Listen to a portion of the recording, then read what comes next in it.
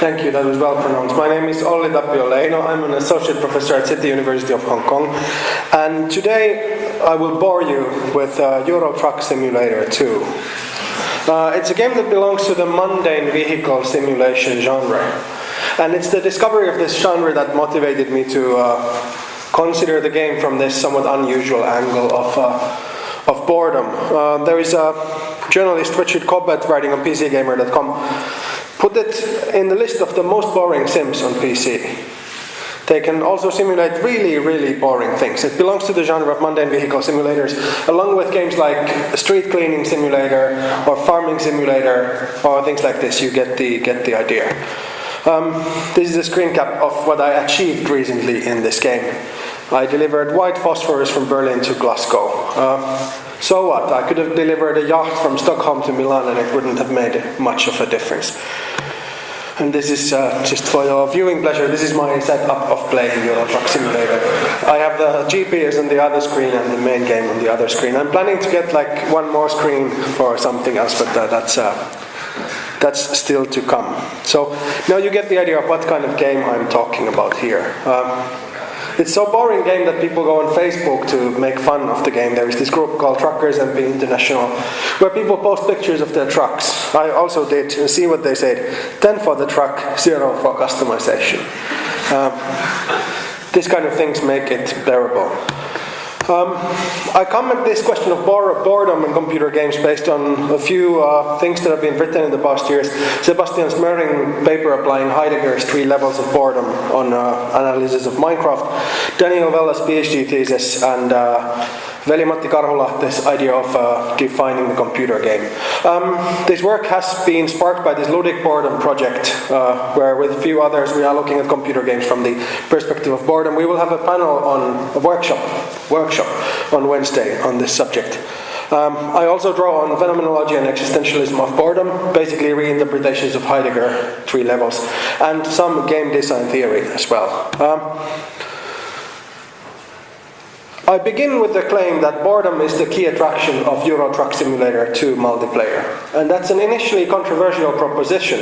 I know by intuition that playing Euro Truck Simulator 2 multiplayer is fulfilling and pleasurable. But common sense tells me that games should be the cure to and not the cause of boredom. And in game design writing, boredom is the area on the map where it says, "Here be dragons." If your game is boring, you have failed as a game designer. That seems to be the conventional wisdom. Games are fun and boredom is the opposite of fun. And this leads to the value of boredom being unexplored in game design writing. But I think now is the right time to talk about boring games. There has been this discourse on new types of computer games. Sonja Fisek has talked about idle games, automated games. Björk and Yule talked about zero-player games not long ago. Walking simulators are things that people also talk about. And I was thinking maybe Euro Truck Simulator 2 multiplayer could be kind of a test case into these novel modes of ludic entertainment, which diverge from the traditional flow channel model of game design. As I said, it's counterintuitive to suggest that Euro Truck Simulator 2 as a boring game was not fun or lacked meaning, but maybe it points at the direction of pleasurable and meaningful activities that do not necessarily resemble games or gameplay. It also points at multifacetedness of boredom. It's difficult to say what do we actually mean when we talk about boredom. Out of this, I hope to, in the remaining time, get to the point where I would be able to suggest that when I play Euro Truck Simulator 2 multiplayer, the origin of my pleasure and fulfillment is not the playing of Euro Truck Simulator 2, but more simply being in the world of Euro Truck Simulator 2. And in this sense, then, we can conceptualize boredom not as the last feeling of the player, the thing that you feel right before you quit. No, but the opposite, the first feeling on the way into your self-realization as a player. Yes, some people have said that boredom matters. There is Andreas Elpidoro who talks about boredom as a motivational state that pushes us toward fulfilling experiences. In the interest of time, I'll just leave this here. So in this paper, I hope to describe the conditions of possibility for boredom in computer games, explore the value of boredom as part of player experience, and argue that these affordances for profound boredom are affordances for the computer game to be experienced as something in which to exist rather than something to be played. More specific version is that boredom is essential for the disclosure of worldness in computer games. And this worldness stands in contrast to gameness. Here is it in a more simple form. I'll get back to this once we get there. I'll talk about game design, boredom, types of ludic boredom, briefly Heidegger, then describe my experience of becoming bored in Euro Truck. And then finally, in the end, if we have time, I'll have a few words about boredom as a bourgeois problem at the end game. So you've seen this before. This is IT University of Copenhagen, after all. Flow channel, in which you see fun is in the middle and boredom is down here. There be dragons. And I think this is a rather reductive account of what boredom can be. Nevertheless, it gets used in game design writing. Ralph Koster writes in Theory of Fun. Boredom in games occurs when the game stops teaching us, when there are no new patterns to absorb. Boredom is the opposite of fun. But let's get some things straight here. There is Farhang Erfani who makes the distinction between boredom and resignation. He writes that, I quote, "It is because life is full of potentialities that we can be bored. It is the paradox of boredom, and it's counterintuitive. If life were essentially given to us, there could be no boredom. Absolute continuity would preclude boredom. It would entail resignation." So what I'm thinking that the flow channel game design boredom discussion, what they are talking about is actually resignation and not boredom. That moment that Koster is talking about, when the game stops teaching us, that is the moment when we have exhausted the contingency of the game, when we fully know the game, and the game has become, in Erfani's words, absolutely continuous. So maybe this boredom of the flow channel is not boredom as such, but rather resignation in the face of exhausted contingency. This reminds me of Orzeth when he talks about unemployment at the end of the game, when the game doesn't need me anymore, it's time to look for a new game. But I don't think that feeling, though it describes the experience in some games quite well, does not quite capture the boredom in Euro Truck Simulator 2. Maybe because Euro Truck Simulator 2 is always already about the precarious labor of the independent contractor who never has a permanent job that he could be kicked out of. Sidetracking. But the problem I have with Koster's notion of boredom, that resignation is first and foremost, it's a reaction to the game as a whole. And it's not specific to computer games. We could have the flow channel model about riding a horse, riding a bicycle. I think we should be able to get at the higher resolution picture of boredom in computer games that is technologically and materially specific to computer games as such. So to do this, I suggest we pay attention not only to the forms of boredom that are intentionally targeted at the game, but also, not only at boredom about a game, but also boredom within the game. And I think there is something to be looked at in there. I've been mentioning the word boredom quite a few times, but I haven't given you what do I mean with boredom. I'd rather give you questions. Some people in the discussion on emotions, philosophy of emotions, they've talked about boredom as an emotion, as a mood, and as an existential orientation. To recap this briefly, if boredom was an emotion, it would have an object in the world. If boredom was a mood, it wouldn't have any discernible object, but rather the whole world would be its object. If boredom was an existential orientation, Slabby is making use of Heidegger here, saying that then boredom would be a background structure of experience, a way of being situated in the world, a stance toward oneself and the world. So boredom could be all of these. That makes it kind of challenging to talk about boredom in computer games. But nevertheless, I have tried. It's in paper in more detail, but at least these types of boredom we associate with computer games. Well, there's being bored in general. When the game is the cure for the boredom. Waiting for the bus, you decide to play Candy Crush. Fair enough. Then there's boredom about the computer game. That's an emotion that has an object. The game as a whole is the object.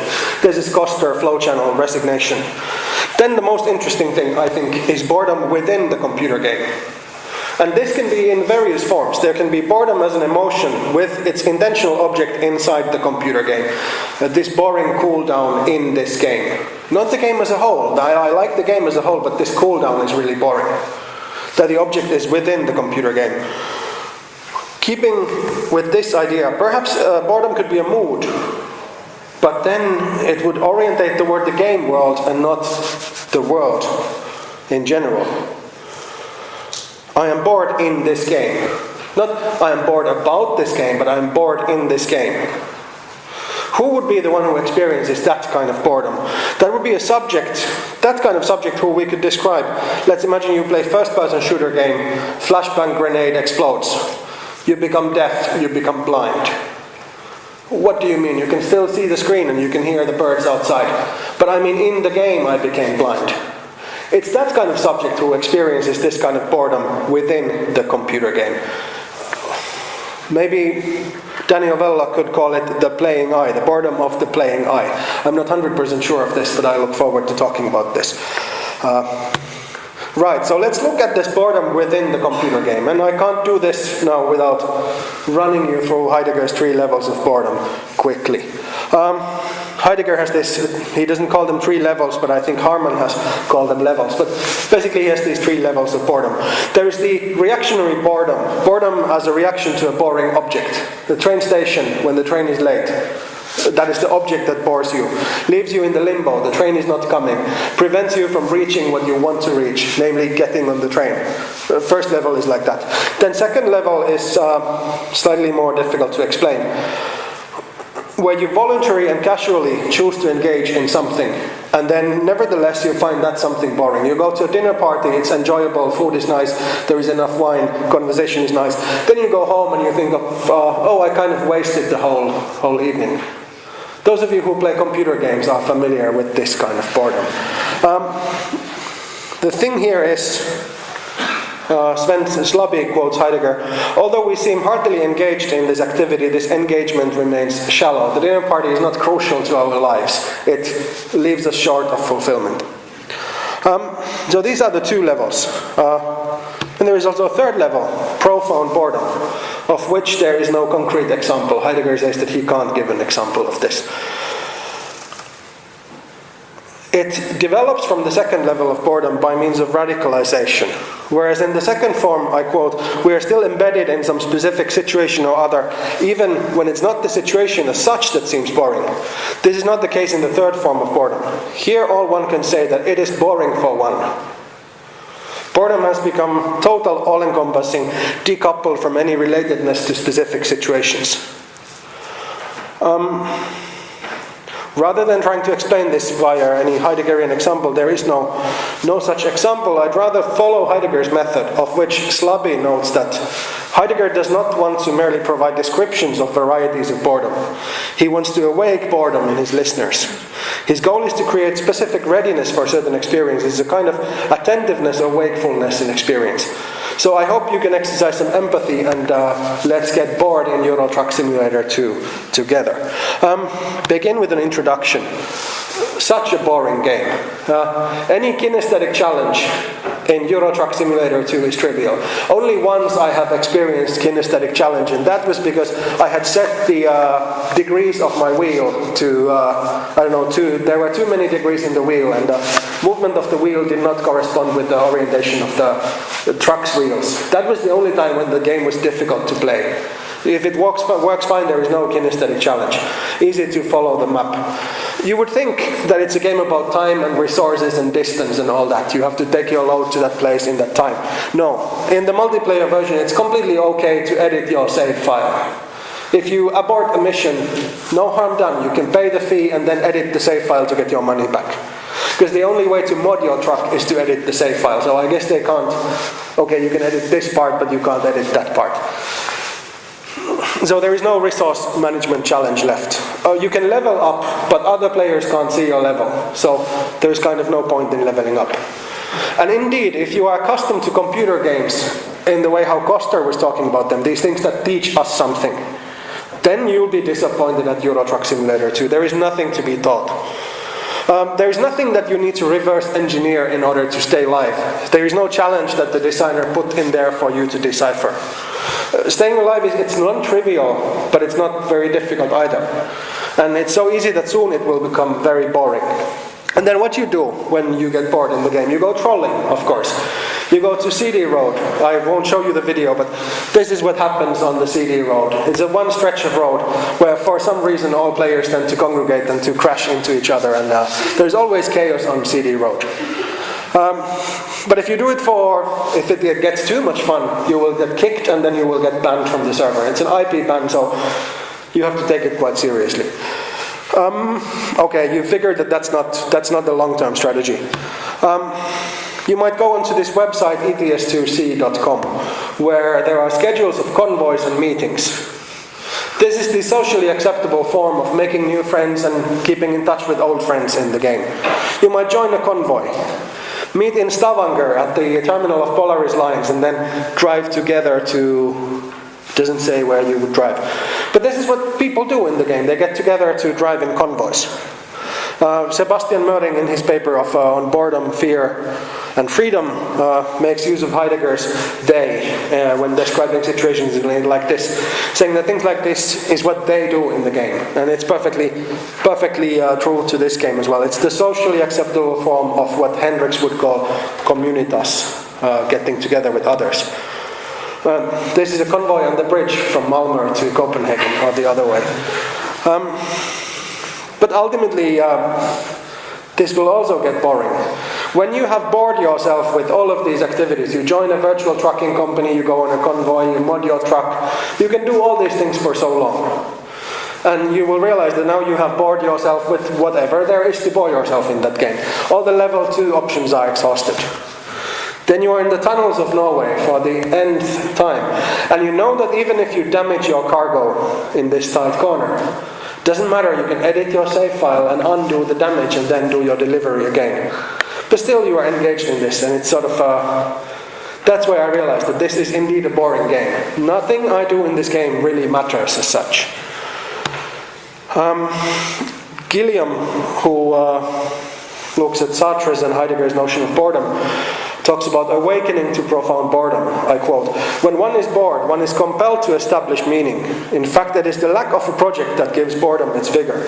Nothingness lives inside of boredom, and so it is its condition of possibility. It is the fact that nothing is given to me as an essence or as a task that I am bored. Through boredom, I realize that it is I myself that must create my own task and find meaning." Lars Svensson, in the book Philosophy of Boredom, also writes about this similar turn.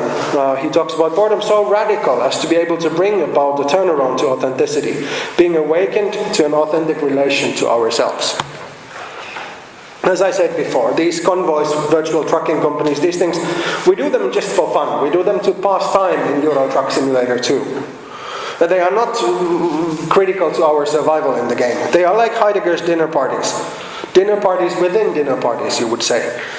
But after we have exhausted the attraction of these, Euro Truck Simulator 2 multiplayer is revealed to us as mostly meaningless. Money, time, distance, everything is flexible. The only meaning there is the one given by playing it. As I said before, it is not a game seen by Koster and the ludologists. The boredom is through which you realize this if you hadn't already. There is nothing for you to decipher. But it's not the walking simulator either. There is no narrative to speak of. Neither it is an art game. There is no point in this pointlessness. But here we are also at the saving power and the world-disclosing potential of profound boredom. Boredom forces us to confront what is left. Boredom forces what is left of us to confront what is left of the world. Boredom now as a transformative attitude, as Elpidor was talking. Not unlike Sartre talks about emotions as leading to magical transformations. It enables experiences that would otherwise be impossible. Now I've built it up to this point, I have to say, okay, then what is left of the player? What is left of the world?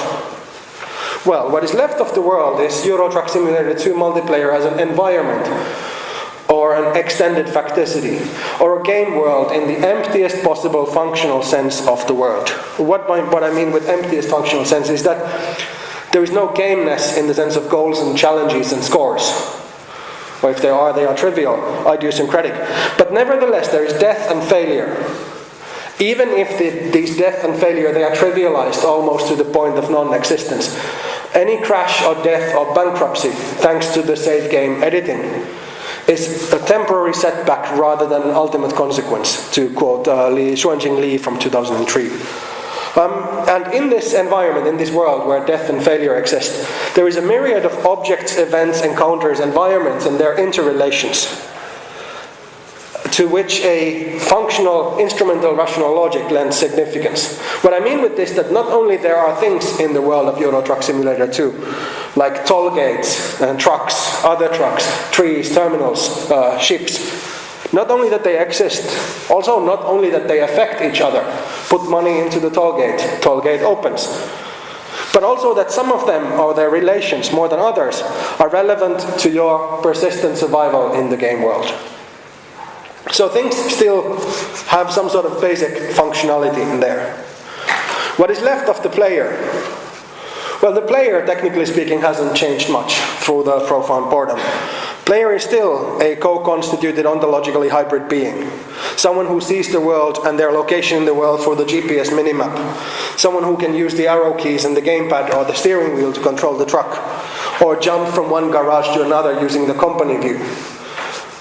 These affordances continue to exist. So, beginning to conclude, profound boredom has purged the playable artifact from the, has purged the game from the playable artifact. There is no game anymore. The very same affordances, extreme affordances of openness, the lack of rules, the goals and the challenges, which used to render Euro Truck Simulator 2 multiplayer as a boring game, now appear as constituting a context for the player to embody. We might call them a bare gameplay condition or bare facticity, against which the players can then choose to realize themselves or choose not to realize themselves. Go back to CD Road and Troll over there. Important to say that this transformation is magical in the Sartrean sense of the word, that the game has not changed. Nothing is still worth it as an a priori. But the boredom prompts the player to give meaning to these events, objects and encounters, instead of waiting for the game to teach these, as Koster was saying. So what I get out of this is that boredom opened the possibility to see the world of Euro Truck Simulator 2 multiplayer from the game. The game, or the game that we waited for that never was there, was masking the world. There is no meaning here in Euro Truck Simulator 2 multiplayer. It is a world within which I am to give meaning to things. And I might join a convoy, or I might go back to CD Road to Troll, if that is what I want to do. As Möring has written, and as we have explored this with Möring later in 2015, this is a moment prompting the player to authentically experiment with the conditions of their existence. And why this is relevant and interesting to mention, this also functions as an advertisement for the workshop. Many art games have tried to do the same, but failed. And I think Euro Truck Simulator succeeds in making the player ask important questions about meaning and significance of existence in computer games. But more about that in the workshop. So here is this again. Boredom leads to game world disclosure, where worldness is not the same as gameness. And one more thing, just because it sounds fancy. Talking about boredom as a bourgeois problem at the end game. You could imagine end game of a typical story-driven action game, maybe with an open world, where you have completed the story, you have completed all the quests except the last one that triggers the cutscenes in the end. You have learned to play the game so well, you have collected enough in-game resources. This leads to not disabling the challenges, but rendering the challenges trivial. All it takes is just to go and finish that one last quest, and then the game is over. But you are not doing it, you are postponing the moment of ending the game. And then there we are in this limbo. This is a moment we might describe quite similar to what I was just describing in Euro Truck Simulator 2. But the difference here is that in this sort of AAA limbo boredom, that's a bourgeois problem. Erfani writes more about this in his analysis of Sartre's Nausea and Kierkegaard's Diary of the Seducer. Erfani quotes one of the characters in the novel Nausea, who is bored. He says that I have money like a capitalist, no boss, no wife, no children. I exist, that's all. And in this sense, maybe, what does this analysis tell us about Euro Truck Simulator 2? Perhaps that Euro Truck Simulator 2 is always already at the end game. There is no beginning, there is end game instantly as you open the game. This was just an idea. I was going to end here, but I end here. Okay, thank you.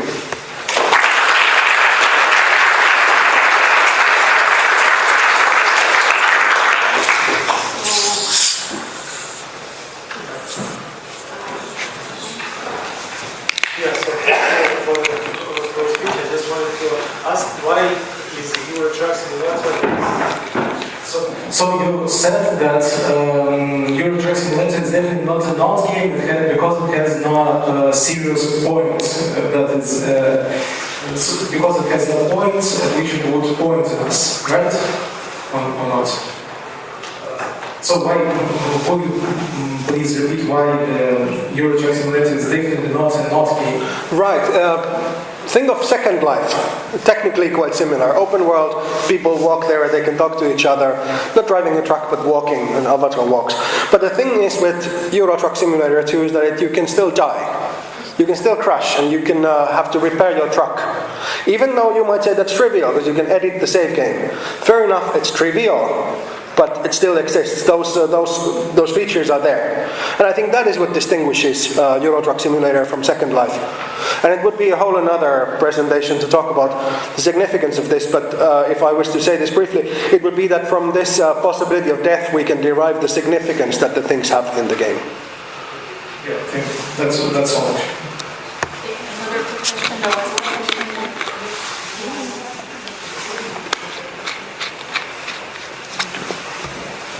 So, Olli, thank you very much for that presentation. I'm just going to ask you, how right is this? Sort of some advanced trolling where you're really talking about Minecraft, yes or no?